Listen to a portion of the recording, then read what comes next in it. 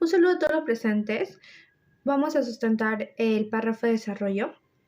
En los últimos años, los estudios sobre la violencia de género han ido creciendo en intereses sociales, académicos e investigadores. No obstante, se viene escuchando discursos negativos que pueden tener como objetivo justicia o negar la violencia de género en la sociedad.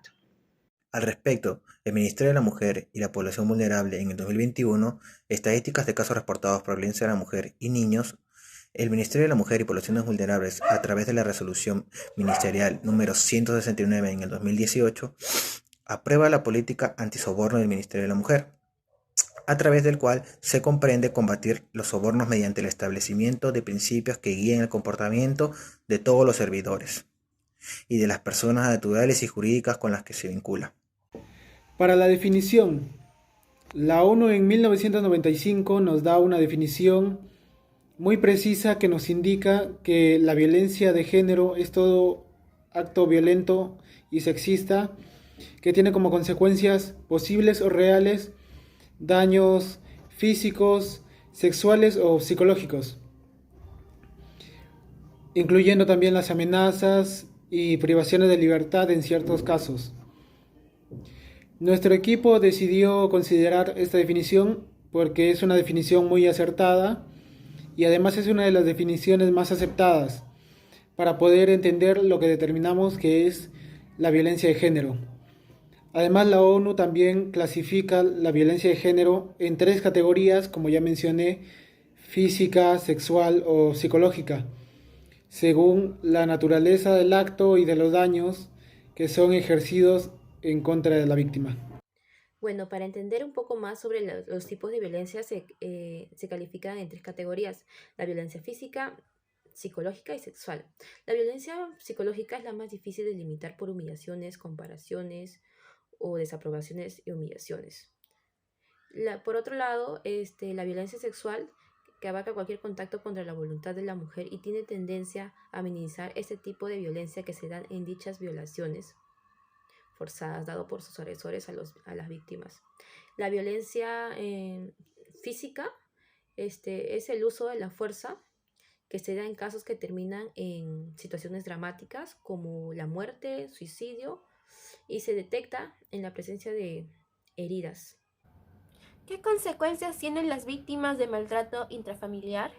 Hay expertos que han reiterado en muchas ocasiones que la violencia intrafamiliar tiene consecuencias psicológicas graves en las víctimas, tales como baja autoestima, miedo, estrés, ansiedad, depresión, aislamiento y incomunicación. Esto al fomentarse en un ambiente o escenario donde se supone que debería perdurar la confianza, el respeto, el cariño y apoyo por parte de todo el núcleo familiar.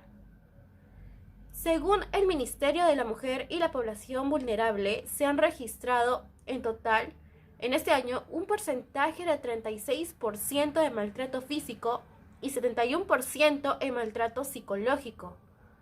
Entonces, ¿por qué cuando las víctimas sufren de violencia no denuncian al agresor?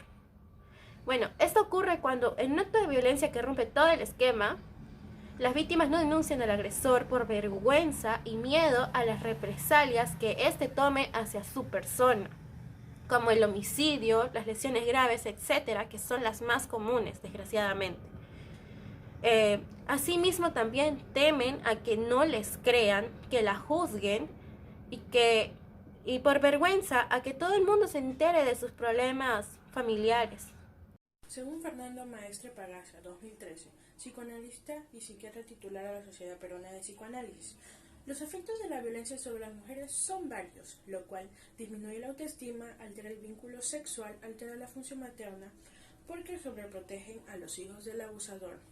Cuando son los adolescentes varones los golpeados, tienen dificultad para enamorarse, o si tienen enamorada, las suelen tratar mal. Igualmente suelen vengarse de sus hermanas y pueden presentar bajo rendimiento escolar por perturbaciones emocionales.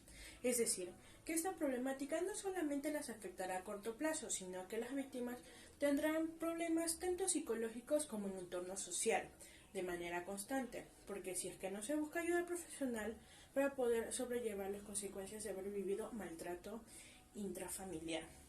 Para lograr prevenir esto, debemos tener muy en cuenta buscar técnicas de control emocional que ayudarían a manejar cualquier tipo de situación que se pueda generar.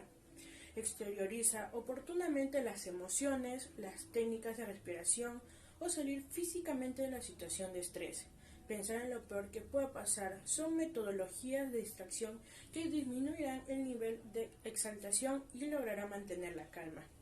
Pensar 2 veces antes de decir o actuar ante cualquier situación. Bueno, y esto fue la sustentación del párrafo de desarrollo de mi grupo con el tema la violencia de género contra la mujer y niños en el Perú.